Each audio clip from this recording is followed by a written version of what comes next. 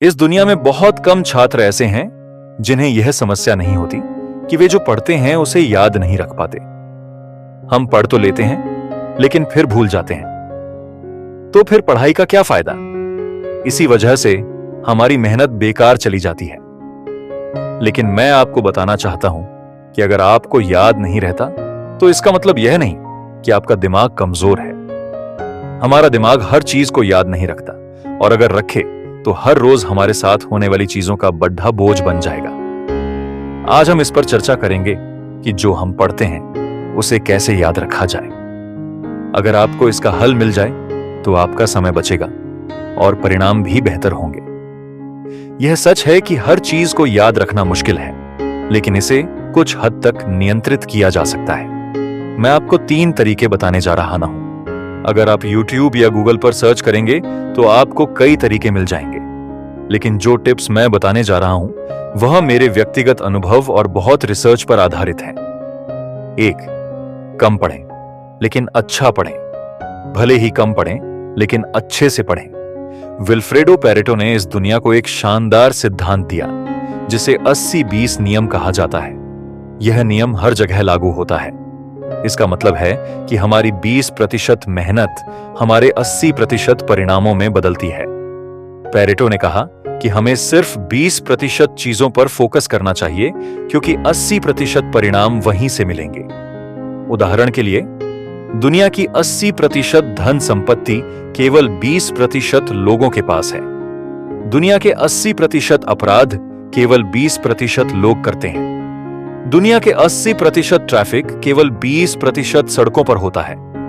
हम 80% समय केवल 20% कपड़े पहनते हैं, और यही नियम आपकी पढ़ाई में भी लागू होता है। आपके सिलेबस का 20% हिस्सा आपको 80% अंक दिला सकता है।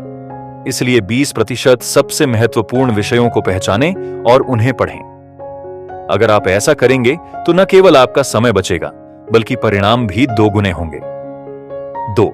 सुबह पढ़ाई करें। यह मेरा सबसे पसंदीदा तरीका है, क्योंकि मैंने अपनी ज्यादातर पढ़ाई सुबह के समय की है। सुबह पढ़ाई करने का 2 बड़ा फायदा है। पहला, सुबह के समय हमारा ध्यान उच्चतम स्तर पर होता है।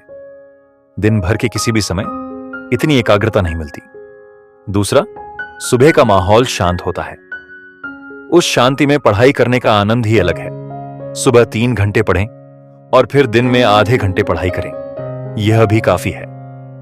लोग 8 से 10 घंटे पढ़ाई करते हैं, लेकिन सुबह की 3 घंटे की एकाग्रता वाली पढ़ाई सबसे महत्वपूर्ण है।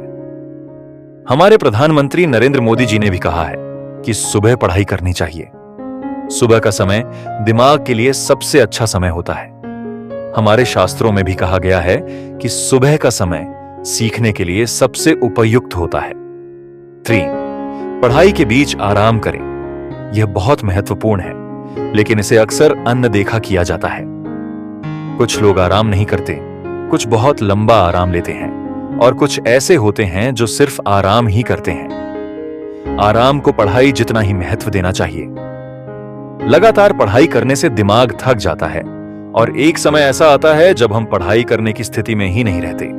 आप पढ़ाई शुरू करें और थोड़ी देर बाद आराम करें, लेकिन आराम ऐसा हो जो पढ़ाई का मूड बनाए रखे।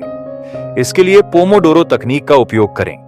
इसमें जो भी काम करना हो उसे 25-25 मिनट के 4 भागों में बांटें। हर 25 मिनट बाद 5 मिनट का ब्रेक लें। 1 घंटे के बाद 15 मिनट का ब्रेक लें। हमने 3 मुख्य बिंदु सीखे। कम पढ़ें लेकिन अच्छा पढ़ें। सुबह पढ़ाई करें।